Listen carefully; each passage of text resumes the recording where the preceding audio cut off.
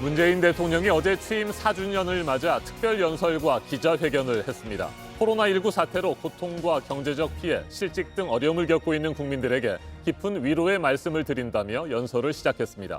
그리고 총 71분 동안 연설을 하고 기자들의 질문에도 답했는데 국민의 일반적인 눈높이에 맞춰 몸을 낮추거나 반성의 뜻을 나타낸 것은 죽비를 맞고 정신이 번쩍 들 만한 심판을 받았다고 말한 부동산 정책 관련 대목이 거의 유일했습니다. 코로나19 방역의 성과와 경제 회복에 대한 자신감을 강조하는 데 집중했습니다. 네, 백신 접종에 대해서는 차질 없이 진행되고 있다면서 정당한 평가를 받아야 한다고 했고 경제에 대해서는 회복세가 빠르다면서 4% 성장 목표도 제시를 했습니다. 이제 남은 임기 1년에 대해서 단호한 목소리로 각오를 밝힌 이 문재인 대통령에 대해서 야당에서는 반성이 없고 국민과의 인식 차이를 보여줬다고 비판했습니다. 성문규 기자입니다. 문재인 대통령은 1년 3개월 넘게 지속되고 있는 코로나19 사태를 되돌아보면서 연설을 시작했습니다. 이렇게 오래 갈 줄 몰랐습니다. 이토록 인류의 삶을 송두리째 뒤흔들 줄 몰랐습니다. 곧바로 백신 이야기로 이어졌습니다. 접종과 관련해 아쉬움이 있다면서도 수급과 접종 계획엔 문제가 없다는 점을 강조했습니다. 백신 개발국이 아니고 대규모 선투자를 할 수도 없었던 우리의 형편에 백신 도입과 접종 계획을 치밀하게 세우고 계획대로 차질 없이 접종을 진행하고 있는 것은 정당한 평가를 받아야 한다고 생각합니다. 백신 수급에 차질이 빚어지고 있다는 비판과 지적에 대해 부당하다고 반박한 겁니다. 문 대통령은 백신 접종이 속도를 내고 있다면서 집단 면역의 달성 시기를 당초 제시한 11월보다 앞당기겠다고 공언했습니다. 우리 경제에 대해선 매우 다행스럽다고 자평했습니다. 위기 상황이었지만 빠르게 회복하고 있다고 강조했습니다. 우리 경제가 OECD 어느 나라보다 빠르게 이미 지난 1분기에 코로나 위기 전 수준을 회복했다고 더 빠르고 더 강한 경제 반등을 이루겠다며 4% 이상의 성장률을 달성하겠다고도 했습니다.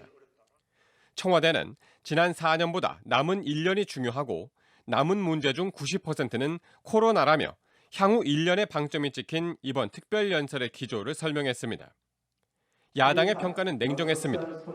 국민의힘은 국민과의 인식 차이를 보여준 연설이라고 했고 정의당은 반성문을 내놨어야 했다고 비판했습니다. JTBC 성문규입니다.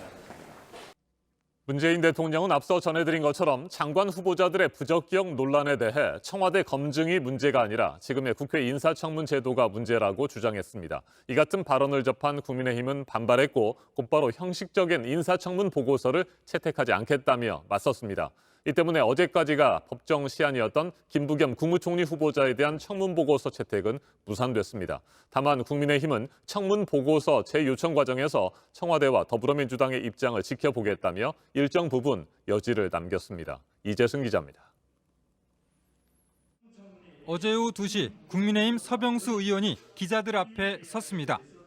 애초 국회 인사청문 특위 회의가 열릴 예정이었지만 특위위원장인 서 의원이 별도로 기자회견을 열었습니다. 형식적인 인사청문회 경과 보고서는 채택하지 않겠다고 말했습니다. 대통령께서 오늘 또 야당이 반대한다고 해서 청와대 인사검증이 실패한 것은 아니다. 이렇게 이제 말씀을 하셨습니다. 그 야당이 이야기한다는 것은 국민들의 의사를 반영해서 이야기한 것인데 더불어민주당은 반발했습니다. 서 위원장의 주장이 일방적이고 명분도 없다는 겁니다. 협상을 빌미로 법위에 야당으로 군림하려고 생떼를 쓰고 있습니다. 국민의힘에게 강력하게 요구합니다. 인사청문은 정쟁이 대상이 아님을 상기해야 합니다. 결국 민주당은 야당이 불참한 가운데 단독으로 회의를 열고 국민의힘이 보고서 채택에 응할 것을 촉구했습니다. 국민의힘은 회의에 불참했고 김부겸 후보자 임명 동의안 인준은 어제까지인 법정 시한을 넘기게 됐습니다. 다만 재논의의 불씨는 남아 있습니다.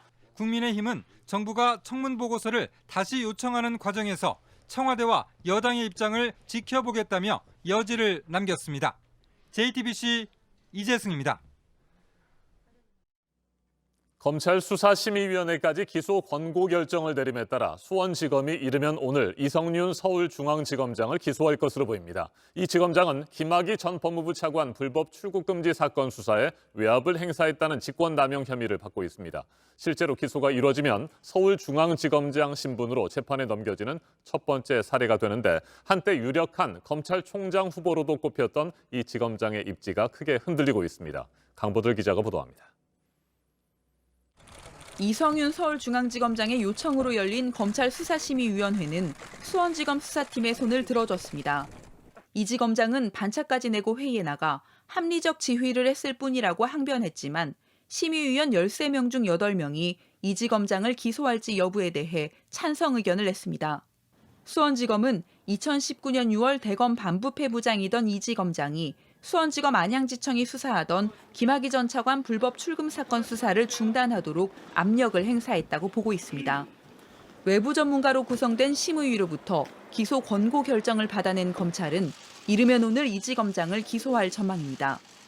이른바 표적 수사라는 부담도 덜게 됐습니다. 반면 이 지검장은 헌정사상 처음으로 재판에 넘겨지는 서울중앙지검장이란 불명예를 안게 됐습니다. 호남 출신의 문재인 대통령과 경희대 동문으로 노무현 대통령 청와대에서 민정수석이던 문 대통령과 함께 일했던 이 지검장은 현 정부 들어 출세 가도를 달렸습니다. 정권의 방패란 평가를 받으며 문재인 정부의 마지막 검찰총장으로도 거론됐는데 불법 출금 사건 외압 의혹으로 결국 최종 후보군에 들지 못했습니다. 김호수 검찰총장 후보자와 기수 차이가 나는 만큼 중앙지검장 자리를 지키거나 서울고검장 또는 대검차장이 될 거란 전망도 있지만 기소된 인사를 중요한 자리에 유임하거나 승진시키는 건 정권 입장에서도 부담스러운 일입니다. 예고된 검찰 인사 전이라도 결제 라인에서 배제하는 인사를 내야 한다는 의견도 있어 이 지검장 거취를 놓고 본인은 물론 법무부 역시 결단을 요구받게 됐습니다. JTBC 강버들입니다. 지난 2018년 지방선거 당시 청와대가 울산시장 선거에 개입하고 경찰에 하명 수사를 지시했다는 의혹을 받고 있죠. 송철호 울산시장과 이진석 청와대 국정상황실장 등 15명이 직권남용과 선거법 위반 등의 혐의로 기소됐는데 어제 첫 재판이 열렸습니다. 송철호 울산시장은 검찰이 무리한 기소를 했다며 삼류 정치소설이라고 주장했습니다. 이에 맞서 검찰은 부정선거의 종합판이라며 몰아붙였습니다. 성화성 기자가 보도합니다. 송철호 울산시장과 한병도 황운하 더불어민주당 의원, 이진석 청와대 국정상황실장 등 피고인 15명 모두 법원에 출석했습니다. 2018년 지방선거를 앞두고 청와대가 울산시장 선거에 개입했다는 의혹과 관련한 재판에 나온 겁니다. 지난해 1월 송철호 시장 등 13명이 우선적으로 재판에 넘겨진 이후 약 1년 4개월 만에 열린 첫 재판입니다. 검찰은 이들이 송 시장의 경쟁 상대였던 김기현 당시 울산시장에 대해 이른바 하명 수사를 하도록 개입했다고 주장했습니다. 또 김 시장의 공약이었던 산재모 병원의 예비타당성 조사 결과 발표가 미뤄지도록 해 선거에 영향을 미쳤다고 밝혔습니다. 그러면서 정부 부처를 동원한 공약 지원과 상대 야당 후보 흠집내기, 출마 포기 종용까지 부정선거의 종합판이라고 주장했습니다. 하지만 송 시장 등은 검찰의 무리한 기소라며 혐의를 부인했습니다. 소수의 정치 검찰이 무리하게 짜맞춘 삼류 정치 소설입니다. 또 검찰이 적용한 공직선거법의 공소시효는 6개월인데 이미 지났다고 반박했습니다. 당시 울산지방경찰청장이었던 황운하 의원과 식사를 한 적은 있지만 수사를 청탁한 적은 없다고도 선을 그었습니다. 황 의원 측도 표적 수사 청탁을 받은 적이 없고 수사는 정당했다고 주장했습니다. 청와대와는 아무 관계가 없습니다. 그것은 지극히 정상적인 경찰의 토착비리 수사일 뿐이고 아주 정상적으로 진행된 겁니다. 피고인이 많은 데다 혐의를 모두 부인하고 있어 치열한 공방전이 이어질 전망입니다. JTBC 성화선입니다. 고위공직자범죄수사처 공수처가 설립 100여일 만에 맨 처음 수사할 이른바 1호 사건을 결정했습니다. 당초 그 상징성 때문에 법조비리 의혹 등이 공수처 1호 수사 대상으로 거론됐는데 예상과 달리 조희연 서울시 교육감의 특별 채용 의혹이 1호 사건이 됐습니다. 박지영 기자입니다. 감사원은 지난달 지자체 감사 결과를 공개하며 조희연 서울시 교육감의 채용 비리 의혹을 제기했습니다. 2018년 7월에서 8월 사이 조 교육감이 전교조 출신 해직교사 5명을 중등교사로 특별 채용하라고 지시했다는 내용입니다. 특채에 반대한 당시 서울시교육청 부교육감과 담당 국과장을 업무에서 배제하라고 지시하는 등 직권을 남용했다고도 봤습니다. 공수처는 이 사건을 1호 사건으로 수사하기로 결정했습니다. 감사원은 지난달 23일 해당 의혹을 제기하며 조 교육감을 국가공무원법 위반 혐의로 경찰에 고발했습니다. 고발 5일 만인 지난달 28일 공수처는 조 교육감을 1호 수사 대상자로 입건했습니다. 사건은 공수처의 요청에 따라 지난 4일 서울지방경찰청에서 공수처로 이첩됐습니다. 조희연 교육감은 공수처가 균형 있는 판단을 할 것으로 생각하고 특별 채용의 제도적 특성과 혐의 없음을 적극 소명하겠다고 밝혔습니다.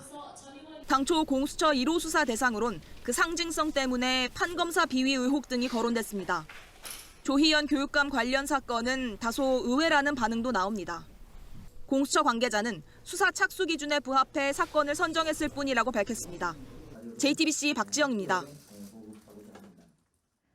아직 주 초반인 오늘 국내 코로나 확진자 수는 500명 안팎으로 발표가 될 것으로 보이는데요. 주간 단위 확진자 수가 조금씩 줄고 있기는 한데 어떻게 감염됐는지 알 수 없는 경우가 25%가 넘고 있다는 건 또 우려가 되는 부분입니다.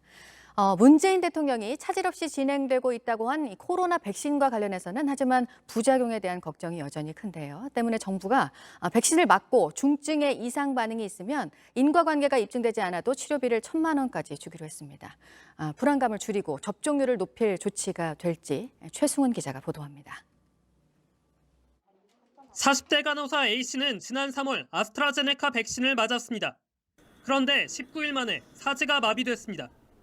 급성 파종성 뇌척수염이라는 진단을 받았습니다. 질병관리청이 보상 여부를 심사하는 데만 4개월이 걸립니다. 그 사이 매주 400만 원에 달하는 치료비는 고스란히 환자와 가족의 몫입니다. A씨의 남편은 결국 청와대에 국민청원을 냈습니다. 그러자 정부는 백신과 인과성이 입증되지 않아도 치료비를 지원하기로 했습니다. 오는 17일부터입니다. 백신과 이상 반응과의 인과성을 인정할 수 있는 근거 자료가 부족한 중증 환자를 보호하고 국가의 책임을 강화하기 위해 시행하는 조치입니다. 한 명당 최대 1,000만 원까지입니다. 백신 접종 후 생긴 질환에 진료비만 지원합니다. 다만 다른 이유로 생긴 질환이 분명한 경우에는 제외됩니다. 그 전에 백신을 맞은 사람도 지원받을 수 있습니다. 지금까지 이상 반응으로 신고된 5명이 해당됩니다. 40대 간호조무사 A씨도 인과성이 인정되진 않았지만 이번 지원에 포함됩니다. 초기에 본인 부담금에 대한 진료비를 감당하실 수 있게 지원하는 정도의 금액으로 산정을 해서. 하지만 문제는 더 남아 있습니다. 일 못하는 거에 대한 그런 보상도 하나도 없고 생활이 또 안 되잖아요. 맞벌이 부부였는데. 이 때문에 초기 치료 비용뿐만 아니라 부작용 이후 생계와 관련된 지원도 검토가 있어야 백신 불안감은 낮추고 접종률은 높일 수 있습니다. JTBC 최승훈입니다. JTBC 이지은입니다.